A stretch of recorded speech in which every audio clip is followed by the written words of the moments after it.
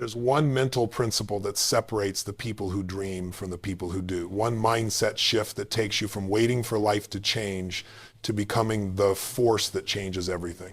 Most people don't lose because they're not talented or smart or capable.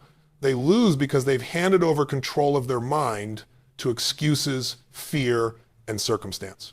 But the moment you take absolute ownership of your thoughts, your emotions, your decisions, that's the moment you step into a league where almost no one else is playing. When I talk about absolute mental ownership, I'm talking about the moment you stop waiting for someone to save you, validate you, approve you, fix you, or push you. It's the moment you finally realize nobody is coming, and that's the most liberating moment of your life. Because when you understand that your results, your emotions, your habits, your reactions, your success, your failures, all of it come back to you, suddenly you reclaim a level of power that most people never touch. Most people spend their entire lives giving away their power without even noticing it. They blame their past, their parents, their job, the economy, their environment, their circumstances, their doubts. They hand out pieces of their identity to everything around them and then wonder why they feel lost, stuck, or behind. The truth is, you cannot rise while your excuses are holding the steering wheel. You cannot evolve while your mind is chained to stories that convince you you're not ready, not enough, or not capable. But something shifts the moment you say, I own this. All of it. And I don't mean it in a harsh way, I mean it in an empowering way. Because when you own something internally, you also gain the authority to change it. Most people think responsibility means blame. It doesn't. Responsibility means power. If you take responsibility for your mindset, you take responsibility for your potential. If you take responsibility for your habits, you take responsibility for your trajectory. You stop sitting in the passenger seat of your own life and finally take the wheel. That's the point where the game changes. It begins in the smallest moments. The moment you decide how you're going to interpret failure. The moment you decide how you're going to show up when you don't feel like it. The moment you decide what you're going to focus on when everything around you feels overwhelming. Every breakthrough is built on a pattern of these micro choices. People think breakthroughs happen in a single moment, but they actually happen in the thousands of moments before it. The ones you think don't matter, the ones nobody sees. Absolute mental ownership means you become the architect of those moments. You stop acting like life is happening to you and start acting like life is happening through you. And here's where everything starts to expand. When you take ownership of your thoughts, you naturally start taking ownership of your emotions. You stop letting the world dictate how you feel. You stop letting circumstances control your energy. You stop living in reaction. Instead, you decide what state you're going to live in, regardless of what's happening around you. You learn to shift out of fear faster. You learn to shift out of doubt faster. You learn to shift into clarity, strength, and certainty, even when nothing feels certain. That's what makes you unstoppable. You know what most people never understand? That their inner world is creating their outer world. They keep trying to change external things, jobs, relationships, environments, without ever upgrading the internal operating system that's producing the results. But when you take full ownership of your mind, the external world eventually has no choice but to follow. The world bends to the person who refuses to let their circumstances define them. That's how leaders are made. That's how peak performers rise. Not because they're lucky, gifted, or chosen, but because they chose to own their mind while everyone else continued to outsource it. This principle puts you ahead of almost everyone because so few people ever truly embrace it. Most people would rather hold on to the comfort of their excuses than the discomfort of growth. They would rather stay the same than confront the parts of themselves that need to evolve. But when you're willing to take responsibility for the stories you tell yourself, the energy you bring, the actions you take, and the identity you reinforce every single day, you become untouchable. That's when discipline becomes automatic. That's when confidence becomes natural. That's when momentum becomes inevitable, because you're not negotiating with your mind anymore, you're leading it. You become the kind of person who doesn't wait for permission to rise. You create the standard, you create the momentum, you create the life. And people look at you and think, how are they advancing so fast? How do they keep winning? How do they keep elevating? It's not magic, it's not luck, it's ownership. Full, unapologetic, radical ownership. And when you take that step, everything else in your life begins to shift with it. Your habits, your courage, your decisions, your identity, your future. This is the point where most people fall behind and the point where leaders rise ahead.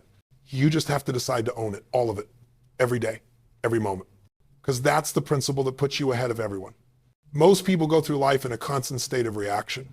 They wake up reacting to the alarm, reacting to problems, reacting to people's expectations, reacting to stress, reacting to fear, reacting to whatever life throws at them. They're always one step behind, always trying to catch up, always feeling like life is happening too fast. And the reason they stay stuck is simple. You cannot create an extraordinary life while living in a reactive state. Creation and reaction cannot coexist. One pulls you forward, the other pulls you backward. One builds your future, the other traps you in your past. And when you finally understand that, something shifts inside you. You start to realize that the people who rise, the people who lead, the people who win aren't the ones who react the fastest, they're the ones who create the fastest. Creation is where your power lives. Creation is where your identity transforms. Creation is where your future begins. When you become a creator rather than a reactor, you stop waiting for the perfect moment because you understand that times create the moment. You stop waiting for opportunities because you understand that times generate opportunities. You stop waiting for conditions to be right because you understand that times create the conditions. That's the difference between people who live life and people who shape life. But here's the truth, most people never learn. Shifting from reaction to creation doesn't start with your actions, it starts with your state. Your emotional state determines everything. When you're stressed, overwhelmed, anxious, or exhausted, your brain moves into survival mode. In that state, you react, you retreat, you collapse inward, you cling to safety, you avoid risk, you protect your comfort zone. But when you shift into a state of clarity, certainty, energy, and purpose, something completely different happens. Instead of reacting to the world, you begin directing the world. You start making decisions from strength, not fear. You start seeing solutions instead of problems. You start anticipating instead of hesitating. And just like that, you move from being someone life controls to someone who controls life. This is why mastering your state is non-negotiable. When you control your state, you control your choices. When you control your choices, you control your actions. And when you control your actions, you create your outcomes. That's the chain reaction of achievement. Not one big moment, not one dramatic breakthrough. Just a consistent shift from reaction to creation over and over again. People ask, how do I start creating instead of reacting? And the answer is simpler than you think. You start by interrupting the pattern that pulls you back into doubt, the pattern that pulls you back into fear, the pattern that pulls you back into hesitation and procrastination. You interrupt the pattern by asking better questions. Instead of, why is this happening to me? You ask, what can I make happen right now? Instead of, what if I fail? You ask, what can I learn? Instead of, I hope things get better. You ask, how can I make things better today? These questions shift your focus. And wherever your focus goes, your energy follows. When your energy shifts, your identity shifts. You stop seeing yourself as someone who reacts to life circumstances and start seeing yourself as someone who designs life's direction. And here's what's interesting. When you step into the mindset of a creator, people around you feel the shift. They start responding to you differently. Opportunities start aligning differently. Challenges start shrinking because you're no longer facing them from a state of fear, you're facing them from a state of power. And when you face life with power, life responds to that power. You begin moving differently, talking differently, thinking differently. You wake up with intention instead of anxiety. You approach problems with strategy instead of stress. You step into rooms with certainty instead of hesitation. You stop waiting for life to calm down because you're no longer controlled by the chaos. You're driven by your purpose. That's what creation feels like.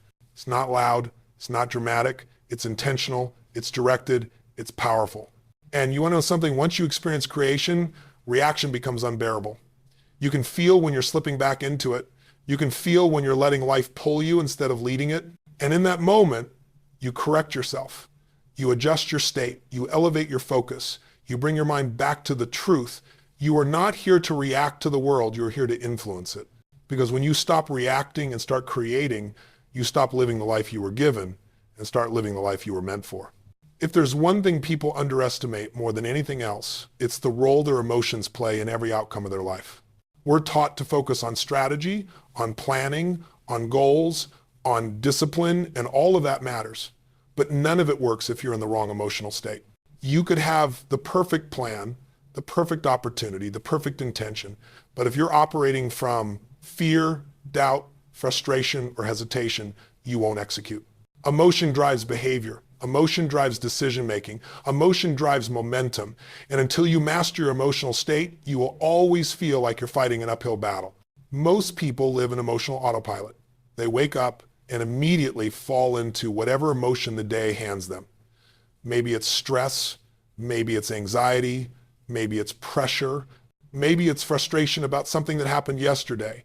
And once they lock into that emotional state, the rest of the day follows that pattern. They make reactive decisions.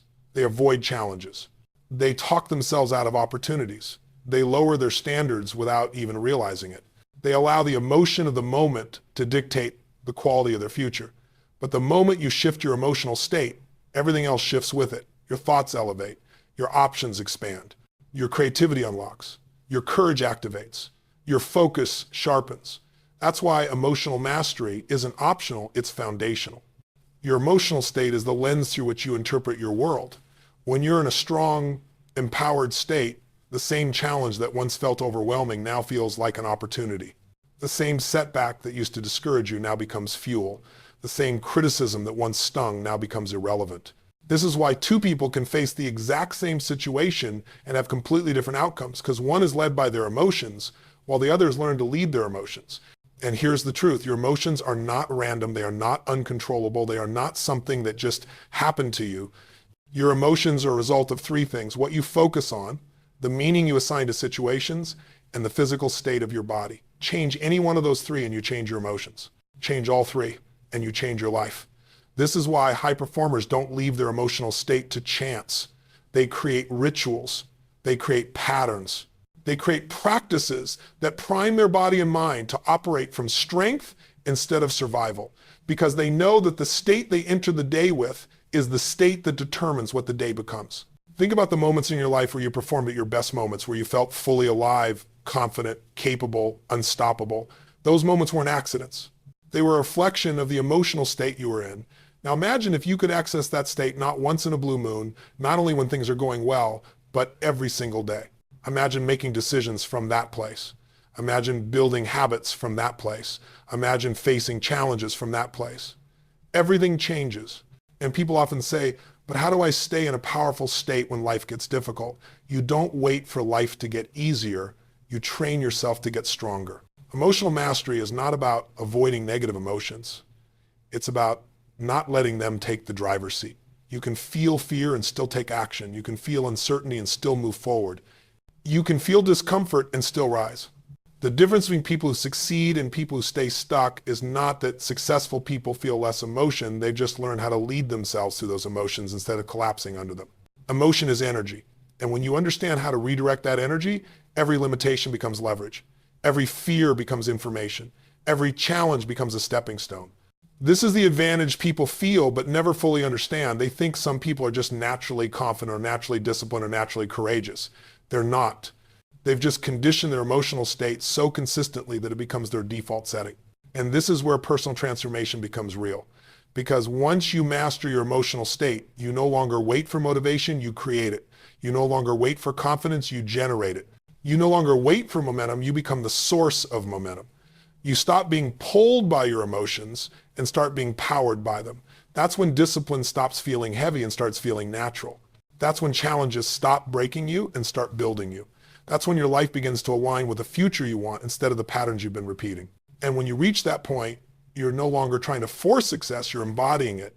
Because emotional mastery isn't just a skill, it's the foundation of every breakthrough you will ever have. It's the switch that turns intention into action, action into momentum, and momentum into results. That's why emotional mastery drives results. Identity is one of the most powerful forces in the human experience. Yet most people never intentionally shape it. They go through life thinking their identity is something fixed, something formed by their past, their environment, their upbringing, or the limitations people placed on them. But identity isn't permanent. It's not a label. You weren't born with a sticker on your forehead saying who you're allowed to become. Identity is a choice. Identity is a decision. Identity is a pattern reinforced by what you repeatedly believe about yourself. And the moment you realize that, the moment you understand that who you become is determined not by who you were, but by who you decide to be next, everything in your life begins to transform. Most people live in patterns because they live in the identity of their past. They define themselves by what went wrong, by who hurt them, by the mistakes they made, by the failures they experienced, or even by the results they never reached. They lock themselves into old stories without realizing those stories were written by a version of them that no longer exists. The problem isn't that they failed, it's that they built an identity around the failure. The problem isn't that they struggled, it's that they adopted the identity of someone who always struggles. The moment you identify with limitation, you begin living within its walls. Your identity becomes a cage disguised as a personality. But when you shift your identity, even slightly, your entire trajectory shifts with it, because identity determines destiny. Your beliefs shape your behavior shapes your habits shape your results, and your results reinforce your identity all over again. So the question isn't, what do I want? The real question is, who do I need to become for what I want to be inevitable? When you focus on becoming, the having takes care of itself. People think change begins with action, but real change begins with identity. If you see yourself